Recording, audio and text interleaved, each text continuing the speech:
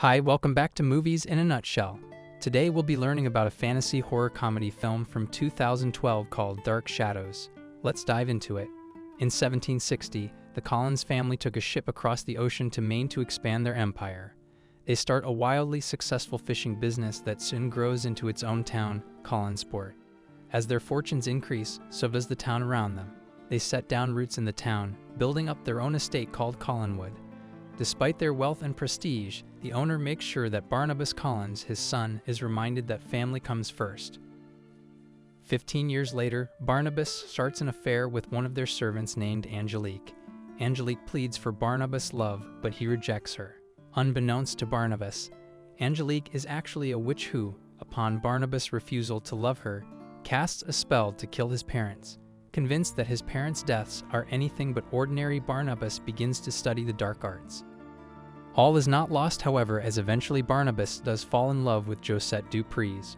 But Angelique hears their professions of love to each other and curses Josette to jump off a cliff. Barnabas jumps off as well, but unlike Josette, he doesn't die. He turns into a vampire, cursed by Angelique to live forever so his suffering would never end. Unsatisfied with her work, Angelique turns the townspeople against Barnabas and they bury him alive. Years later, in 1972, Victoria Winters travels to Collinsport to be the new governess of the Collins family. Victoria isn't her real name, though she only adopts this name because she doesn't want anyone to know her true identity. Upon arriving at the dilapidated estate, Victoria is let in by Willie Loomis, the caretaker of the property. Willie explains that the rundown state of the mansion is because it's supposed to be maintained by 100 servants, but now it is only him and Mrs. Johnson. At that moment, the head of the family greets Victoria from the stairs. Her name is Elizabeth Collins Stoddard. Elizabeth asks Victoria a few questions that Victoria answers with a good amount of sass. Elizabeth finds this somewhat amusing and employs Victoria right then and there. Victoria has dinner with Elizabeth and is joined by the rest of the family.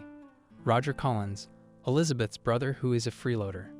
Elizabeth's rebellious teenage daughter Caroline Stoddard, Roger's son David Collins, who believes that he can see and talk to his dead mother's ghost, and Dr. Julia Hoffman, the live and drunkard doctor that Elizabeth hired to work out David's trauma and supposed delusions. Victoria sympathizes with David and offers him some comforting words, but Elizabeth doesn't appreciate Victoria's tolerance. As Victoria is unpacking in her room, she encounters the ghost of Josette, who warns her eerily that he is coming. After leading Victoria to the foyer, Josette's ghost warns the governess with the same words and falls backward from the chandelier and disappears before hitting the floor. Meanwhile, a construction crew is set to build a McDonald's near the town. They dig up and open Barnabas' coffin, unleashing the centuries-old vampire. Barnabas then feeds on the men in the construction site, apologizing for his insatiable thirst. As Barnabas makes his way back to Collinwood, he observes and is baffled by the technology and clothing that he sees around Collinsport. Barnabas arrives at the mansion and encounters a drunk Willie in the front yard.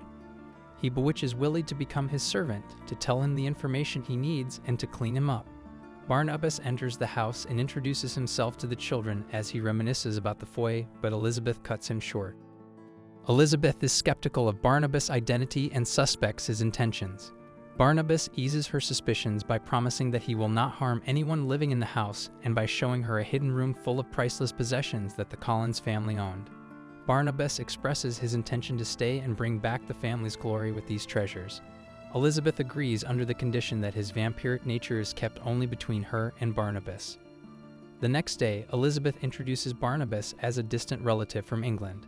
Barnabas makes his intent to restore the family fortune known to the others, but Elizabeth explains that Angel Bay Seafood has a monopoly over the ports and most of the boats in town. This discussion is interrupted, however, by Victoria walking into the room and catching Barnabas' attention. Victoria's striking resemblance to Josette makes it hard for Barnabas not to flirt with the governess. At the docks of Collinsport, Angelique, who is living under the name Angie Bouchard, is the founder and CEO of the Angel Bay Seafood Corporation. Her employees inform her about the accident the previous night in the forest that has the rest of the employees rattled. Angelique sees the open coffin for herself and wastes no time driving to Collinwood. She exchanges a few insults with Elizabeth and is then taken by Barnabas to talk in private. After kissing Barnabas without permission, Barnabas spouts out threats and insults toward her. Angelique explains that her fishing business, Angel Bay Seafood, has overthrown the Collins and the town now worships her. Barnabas is just a mere stranger to the people of Collinsport now. Angelique leaves and Barnabas tells Elizabeth about Angie's true identity and nature. Barnabas expresses his worries, but Elizabeth empowers him to fight on like he did before Angelique had him buried alive. This inspires Barnabas to put his energy into renovating the mansion and rebuilding the family fishing business. He manages to go out in the day without burning with an umbrella, some sunglasses and a hat, but finds it hard to sleep, so Willie and Mrs. Johnson brings him a coffin that he can sleep in. Barnabas also takes the time to learn about the technology of the age and spends time with Victoria. Finally, Barnabas hypnotizes the port captains into working for the Collins family instead of Angel Bay. One evening, Roger catches sight of Barnabas leaving the hidden treasure room and is suspicious. Barnabas is later found by Julia stalking a lava lamp in Carolyn's room and takes it upon herself to hypnotize and learn more about him. Upon uncovering the truth, Julia confronts Elizabeth about Barnabas, but Elizabeth convinces the doctor to continue to be fascinated by and learn about Barnabas's vampiric nature, and asks her to keep quiet about the whole situation. On a later date, Barnabas asks Carolyn how to court Victoria, and Carolyn tells him he needs to loosen up and hang out with normal people. This leads Barnabas to hang out with some hippies in the forest who tell him that women of this age care about love and not money. After realizing this, Barnabas feeds and kills the whole group. The next day, Julia starts a blood transfusion method on Barnabas to see if this will help cure his vampirism. Julia tells him that this procedure may not work, but Barnabas remains optimistic and compliments her. Julia then reminds him about the doctor-patient confidentiality concept by kneeling in front of him and pleasuring him. Barnabas and Victoria continue to spend time together chit-chatting about David and Victoria's opinions on the supernatural. All the while, Angelique is furious at the Collins business' sudden resurrection and orders her board members to arrange a meeting with Barnabas. That night, Angelique tries to get Barnabas to sell his business to her, but he rejects him.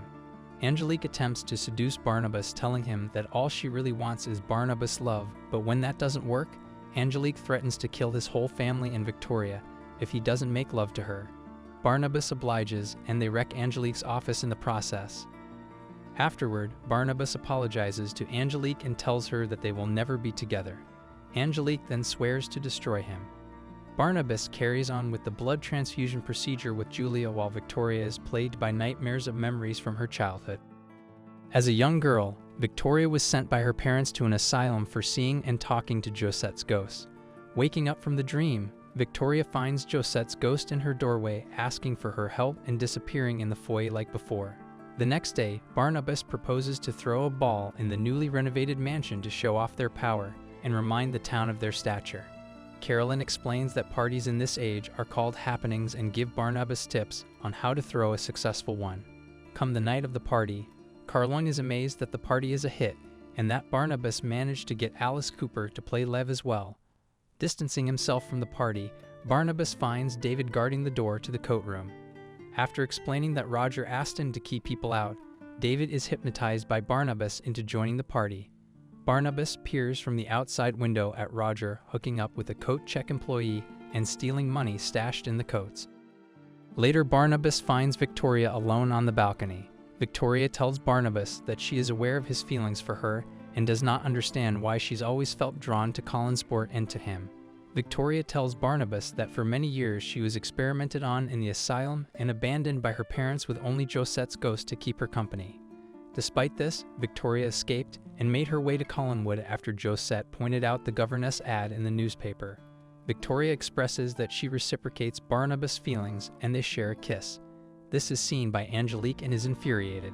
The next day, Barnabas hurries to Julia to tell her about his immediate need to become a human to be with Victoria, but he finds Julia transfusing his vampire blood into her to make Julia a vampire. Without hesitation, Barnabas feeds on and kills Julia for betraying his and his family's trust, not noticing the growing fangs that Julia has. Then he and Willie anchor Julia's body with a cinder block and throw her in the ocean. Barnabas then catches Roger trying to gain access to the hidden room full of treasures and offers him a deal. Either be the father that David needs and deserves or leave with some pocket money that Barnabas gives him and never come back. Roger chooses the money and leaves a heartbroken David to retreat to his room. David almost gets crushed by the disco ball that Willie is taking down from the ceiling, but Barnabus uses his vampiric speed to save him. Regrettably, Barnabus is exposed to sunlight upon saving David and catches fire for the whole family to see. He tries to reach for David and Victoria, but they run away. Desperate, Barnabus goes and sees Angelique demanding her to take the curse away. Angelique refuses and gets Barnabus to admit to killing Julia, the construction men, and the hippies. Angelique proposes that she and Barnabas rule over the town as partners and lovers, or Angelique would put Barnabas back in his coffin. Barnabas rejects her offer and tries to storm out, but finds the coffin and Angelique's employees waiting. Angelique pushes him into the box and chains him up. They get in a van and drive away with the coffin, setting fire to the Collins business as they head for the cemetery. Angelique and her posse leave the coffin in the Collins mausoleum with the chained-up Barnabas helplessly inside it. Thankfully, David finds Barnabas only 20 minutes later, saying that the ghost of his mother led him to Barnabas. Back in town, a crowd is gathered around the burning building of the Collins.